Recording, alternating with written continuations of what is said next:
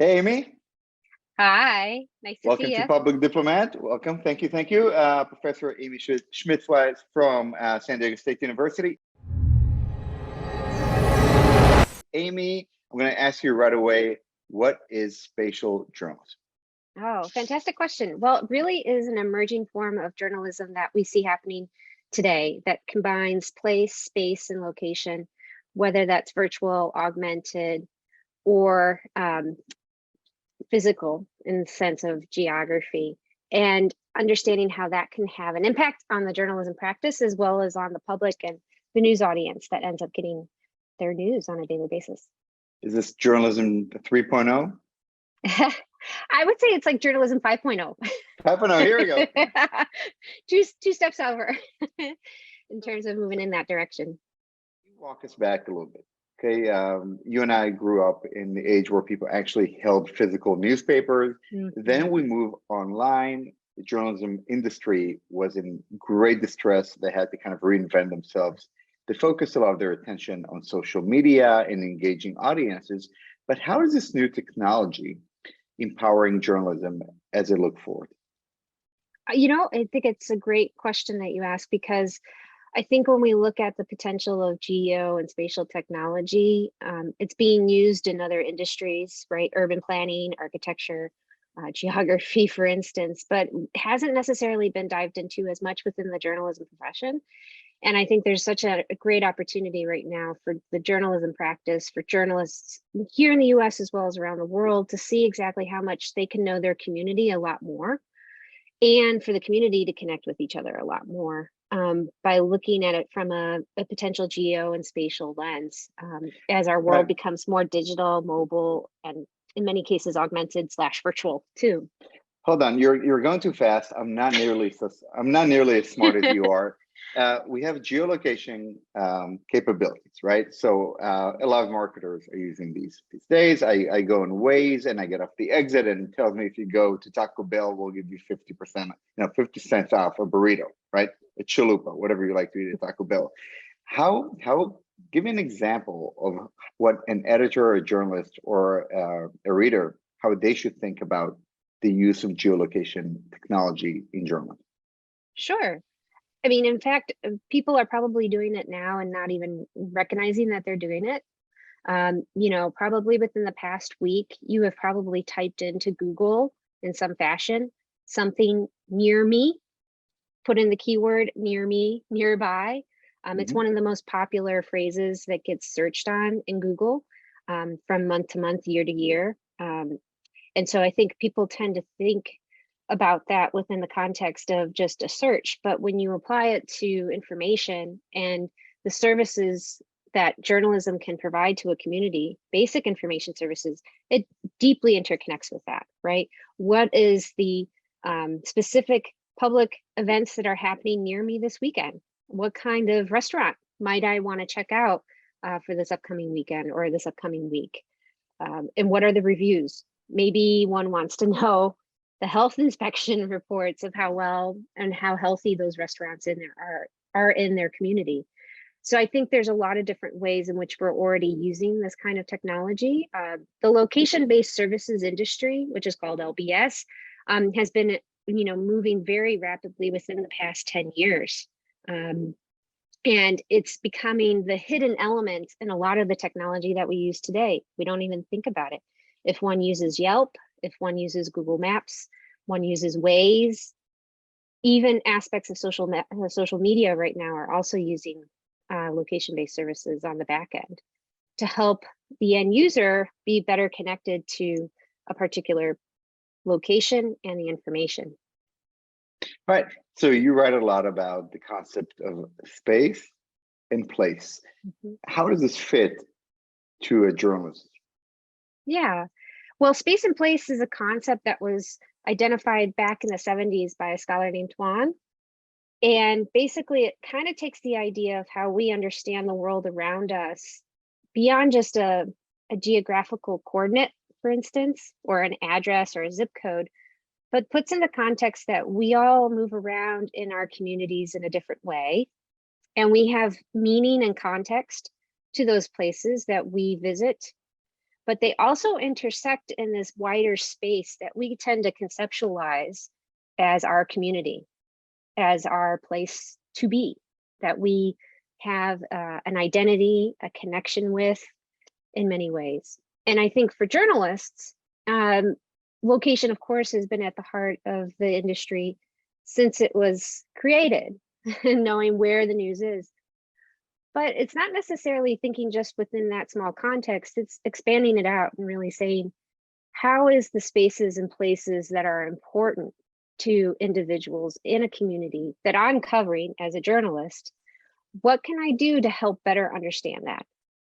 Because there are probably spaces and places that they are interacting with that have specific connotations, meanings, and contexts that are cultural, historical, that have the opportunity for reporters to see those as places to connect with the community, to be able to tell stories, to be able to identify news that may have not been seen from that perspective before. So it really helps to widen the reporter's work by kind of taking that kind of approach and framework. So can I reframe what you said and Sure.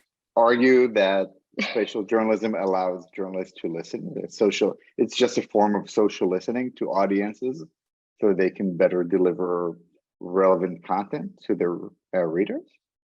Well, I think it's more than just listening. Mm-hmm.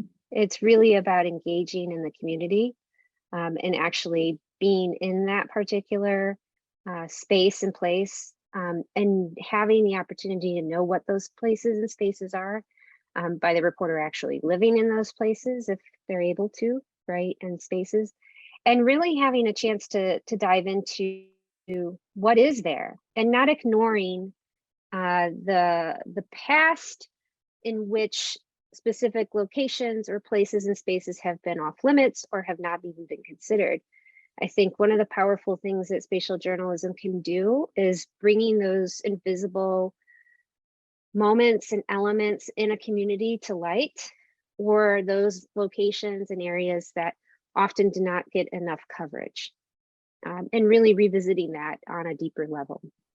Is this mostly relevant to local journalism, or does this spatial journalism have an application in a wider sense of journalism, like national politics, international? I think it can have both. I mean, particularly it focuses a lot on local and how much local is at the heart of it when you break it down into several little communities, right, that interconnect. However, you can also see it playing out when you look at bigger issues and topics and subjects that resonate across communities, right, that have an impact nationally and internationally. We as a society have become a lot more mobile, and we move around a lot more than we used to in centuries past. And so people don't always stay in the same location, family, friends, work, etc. And so one's particular interest and particular passion for a particular area, region, country, location may vary because they may have spent some time in a particular part of the world and they're still wanting to know what's happening there. Why should they be limited in terms of having access to that news and information just because they live in one specific community right now, where they could potentially be connected to that kind of news and information in several other communities, several other parts of the world too, that is also important to them, which kind of gets back to the bigger aspect of thinking about spatial from that context, that it's not just spatial to your immediate area, but it can be spatial to a wider net as well. Right. Well, I'm still trying to figure out what we're talking about here. If I'm an editor and I'm sending people to report on the war in Ukraine, how would geolocation technology, how would geographic information guide the coverage? Yeah. Well, I think one has to be, of course, careful in these moments, right, as they're covering that area, and make sure as a reporter that they're following the right safety precautions to keep themselves safe at any time. But I do think that with geotechnology that we have nowadays, they can actually have a better understanding of what is happening on the ground, even if they may not directly be in that particular community at the moment. They might be able to identify from looking at GIS and geospatial technology to see what particular groups or entities are in that particular location. They can also be a source of providing information for help, right? If they are able to identify potential locations for food, for first aid, for instance, in areas that have been impacted by what's happening there. So I think one can look at it from a variety of different perspectives. You can look at it from the standpoint of drones and how much drones could be used in some cases, depending on the area and the safety of such, to help get a visual of a particular area when it may not be exactly as safe for the reporter to walk through. I think there's a lot that can be done within that realm. And also in terms of allowing for the community to see what's happening in their town if they're now currently living in another country because they've been displaced. So I think there's a lot that reporters can do with geospatial technology, even from their mobile device, and not needing anything too sophisticated to be able to use some of these tools to help them in their reporting. Right, Amy, so let's make it really practical. If I'm a journalism student right now, what kind of skill sets do I need to pick up along the way that a journalist 20 years ago would not need to have in relation to spatial journalism? Yeah, well, one is, I think, part of it is technology, and part of it is also mindset, right? It's a combination of the two. So one is actually starting with the mindset, because that moves everything else forward. And it's kind of rethinking the way in which one looks at the communities around them and really understands that it's not just about a particular address or a zip code, but it's really kind of going into the community to find where are those spaces and places that have meaning to the community, and spending time there, engaging with the community, observing, talking, having conversations, and identifying those areas that have not been paid attention to, not just relying on Google Maps to tell you this is this neighborhood. Actually going into the neighborhood and seeing everything in that neighborhood, because Google Maps may not capture, of course, everything that exists in that neighborhood. So it's a mindset of taking a different opportunity and a different lens to look at one's place and space that they're covering around them. With that in mind, then one can go forward to start thinking about all the particular news elements that might come out of that, right? That they could potentially dive into, because now they've engaged with the community. They know what some of these places and spaces might be. For instance, it might be a community center. It might be the library in that community, right? Or it may be a particular restaurant that everyone loves to go to and hang out and have conversation with their friends and such. So by being in those particular spaces and places, one will potentially get those news stories that are important to tell in that community and get the voices and perspectives needed. And then from there, identifying the best way to tell the story. And it might be a matter of actually mapping the history of some of those areas of the community that are lesser known, and doing an audio story that travels through a particular set of communities or neighborhoods and connecting it through the mobile phone with a map, for instance. ArcGIS from Esri is one that journalists can use. Of course, GIS has been around for a long time, geographical information systems. One could also use that to help layer different kinds of information about a particular community and tell the story about that community. That's another approach. One can dive into something even deeper, if you want to go there, is looking at photogrammetry, and of course drones as well, to help provide before and after of a particular area. Perhaps it was impacted by a natural disaster. So there's a lot of different ways one can take spatial journalism and enact it in their own community, depending on how they want to go about it. Super cool. Well, we cannot end this conversation without talking about the metaverse, which is the future of journalism and the future of the world in many ways, we assume. And over there, we're reconfiguring the very meaning of what spaces and places are. So if you had to kind of look forward 20 years from now, what do you think journalism is going to be like in the metaverse and in the context of spatial journalism? I know it's a far out question, but I would love to hear your thoughts. Yeah. Well, I think it's really interesting because, I was in Second Life years ago when it first started. I actually had a virtual journalism learning center where I trained journalists on how to handle natural disasters and crises back in the day, a long time ago.